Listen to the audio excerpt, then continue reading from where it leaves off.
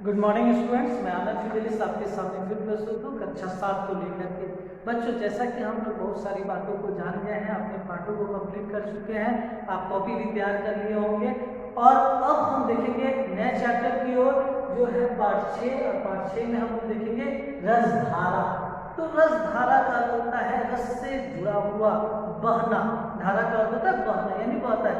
तो बहुत सारे कवि जो है वो अपने विचारधाराओं के अनुसार बहुत सारे कविता एवं श्लोकों को क्या करते हैं, लिखते हैं और हमारे समक्ष प्रस्तुत करते हैं। उसी में हम देखेंगे आज सूरदास के बारे में। तो सबसे पहले हम जान जाए कि सूरदास को जन्माद भी कहा जाता है। जन्माद का अर्थ होता है जन्म से अंधे। तो आपके मन में ये विचार आता होगा कि जब वे जन्माद थे यानी जन्म से अंधे थे तो वो किस प्रकार लिखते थे, यानी वो कैसे बहुत सारे कविताओं की रचना वे करते थे, किस प्रकार वे पदों की रचना करते थे। तो ध्यान रखेंगे कि यहाँ यह जो है इस पाठ में हम देखेंगे पेज नंबर 54 आप खोल लेंगे किताब में, रसधारा पद। तो इसमें दिखाया गया है कृष्ण की लीलाओं के बारे में, बाल लीलाओं के बारे में। मैं बोली मैं नहीं माखन खायो। तो कहा जाता है कि जब सूरदास किसी वृक्ष के नीचे बैठे रहते थे, उनके बगल में बहुत सारे लोग भी बैठे रहते थे।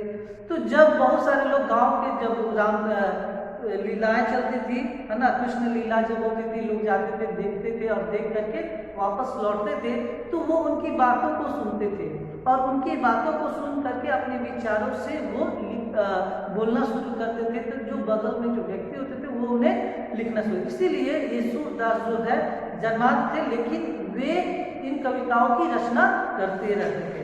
तो जो उनके सहयोगी थे वो जरूर उन्हें लिखा करते थे। तो अब हम देखेंगे उनके बारे में कुछ बातें कि सूरदास जी, पेज नंबर अगर आप देखेंगे तो 58। तो सूरदास जी यानी 1483 से 1563 में का जन्म दिल्ली के निकट सीही ग्राम में हुआ। माना जाता है ये कृष्ण भक्ति के सगुण धारा के कवि हैं। सगुण अर्थात अच्छे गुण कहा जा सकता है। इन्होंने भागवत के 20 स्कंधों पर 1.25 लाख पद लिखे। 1.25 लाख पद वे लिखे हैं, यानी अर्थात वे अन्यथा तो किसी व्यक्ति से या किसी भी सहयोगी के द्वारा वो लिखे थे। इनकी कृति सूर सागर विश्व प्रसिद्ध है। सूर सागर जो है विश्व प्रसिद्ध है, विश्व में उसका बहुत नाम है।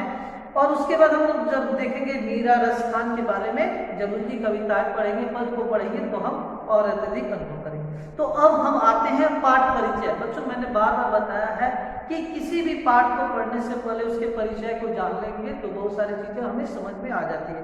इसमें पाठ परिचय जो है सूरदास, मीरा और रसखान को मिला करके बताया गया है। तो उसे मैं एक बार पढ़ देता हूँ आपके सामने, पेज नंबर 54। कृष्ण भक्ति में सूरदास जी, मीराबाई तथा रसखान के पद अनूठे हैं। एक ऐसी रसधारा की त्रिवेणी इनके पदों से निकलती है कि श्री कृष्ण साकार रूप में नेत्रों के आगे खेलने लगते हैं। ये सभी सगुण भक्ति धारा के कवि हैं। यानी जितने सारे जो बताया गया है सूरदास, मीरा और रसखान जो है ये सब भक्ति धारा के कवि थे। यानी ये ईश्वर पर काफी विश्वास करते थे, उनके बारे में काफी लिखते थे पदों के द्वारा, कविताओं के माध्यम से। तो अब हम आते हैं इसके प्रथम रसधारा के प्रथम कविता को पद को हम लोग देखेंगे जो सूरदास के द्वारा लिखा गया है। मैं बोली मैंने माखन खायो।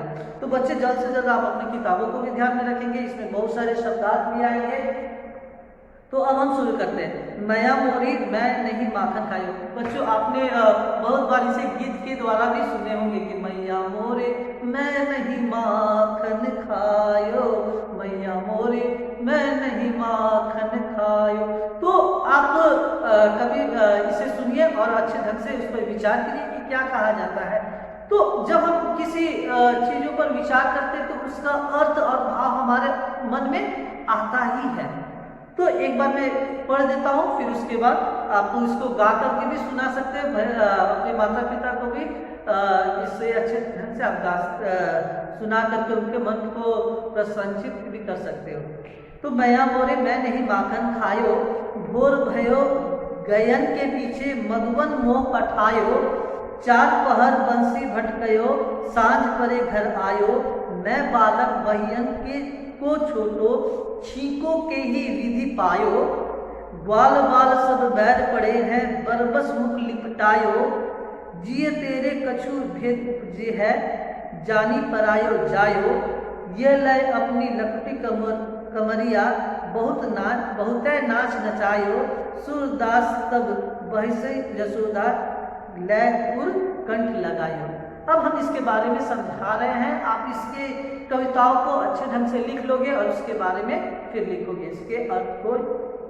तो मैया मोरे मैं नहीं माखन खायो। सबसे पहले जैसा कि आप कविता के पहले लिखते हो कि प्रस्तुत कविता हमारे पाठ्य या प्रस्तुत पद हमारे पाठ्य के कस्तूरी भाग 7 से ली गई है, ठीक है, जिसका शीर्षक है मैया मोरे मैं नहीं माखन खायो, जिसके पद के कवि हैं सूरदास। वे हमसे यह बताना चाहते हैं कि अब ये लिखने के बाद की क हर्षय की जो क्या करता है, आगे वाले चीजों को क्या करता है, जोड़ने का काम करता है। उसके बाद आप शुरू करोगे लिखना अपने कॉपी में। अभी समझ लीजिए, मैया मोरी मैं नहीं माखन खाए, वो मेरी प्यारी, यानी इस कविता के दौरान जो यशोदा जो है अपने बेटे को माखन चुराते हुए पकड़ लेती है और पकड़ने के दौरान वो कृष्ण जो है क्या कहते, क्या बताते हैं, अपने विषय में क्या सफाई प्रस्तुत करते वो बताया गया।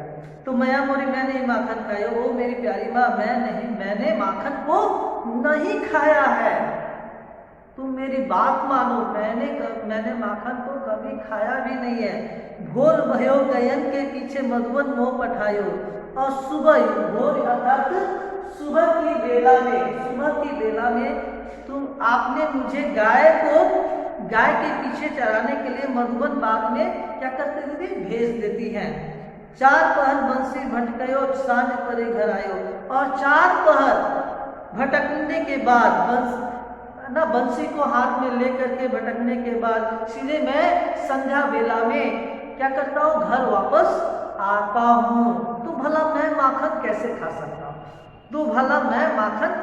सकता हूँ, यानी आप लिख सकते हो कि सुबह से आप गाय के पीछे मुझे भेज देते हैं मधुबन जैसे बाग में गाय को चराने के लिए, और मेरे हाथ में बंसी रहती है, मैं चारों पहर उधर ही भटकता रहता हूँ, और संध्या बेला में मैं घर लौटता हूँ, तो भला मैं माखन कैसे खा सकता हूँ।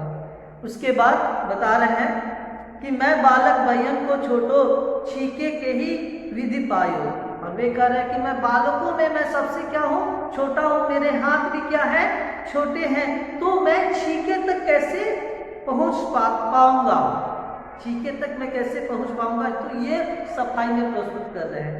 ग्वाल, उसके बाद बता रहे हैं ग्वाल बाल सब गैर पड़े हैं, यानी जितने सारे ग्वालाओं के बेटे हैं वो सब हमारे क्या कहेंगे, हमको ये सब हमसे जलते हैं, वो सब हमसे नफरत करते हैं, ये सब हमसे ईर्ष्या करते हैं, जलते हैं, तो सब हमारे बैरी हैं। बरबस मुख लपटायो, उन्होंने क्या किया, जबरदस्ती मेरे मुख में माखन को क्या कर दिया, लगा दिए हैं। तो भला मैं माखन कैसे खा सकता हूँ या चुरा सकता हूँ। तो यही बता रहे हैं, जिये तेरे कुछ भेद उपजे है, यानी आपके मन में मेरे लिए कुछ भी उपजता है, या कुछ भी आपके मन में मेरे लिए कोई भी विचार उत्पन्न होता है, जानी पराया जानो, हे माँ आप अपने पुत्र को अच्छे तरीके से क्या करते हैं, जानती हैं। पायो का अर्थ, जायो का अर्थ होता है पुत्र, आप अपने पुत्र को अच्छे तरीके से क्या करते हैं, जानती हैं।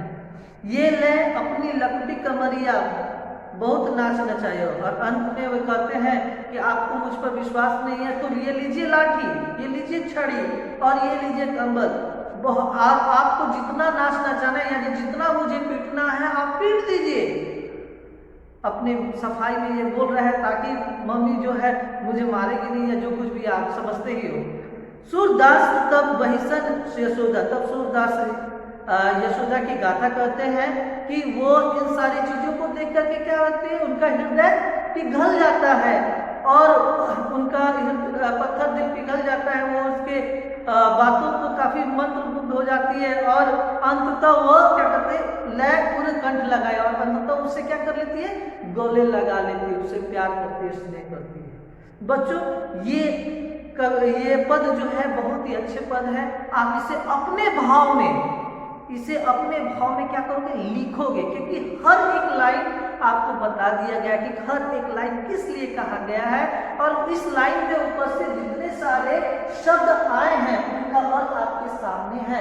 तो आप जल्द से जल्द इस पद को क्या कर लोगे, अपने कॉपी में लिख लोगे और सुंदर ढंग से इसे लिख करके लाओगे, इसके अर्थ को, इसके भाव को अपने तरीके से, कि किस तरह से अगर आप अपने माता के सामने अपने गलतियों को बहुत बार प्रकट करते हो या यहाँ पे श्री कृष्ण बन करके आप कैसे उनको बताते हो, तो वो सारी चीजें इसमें होनी चाहिए।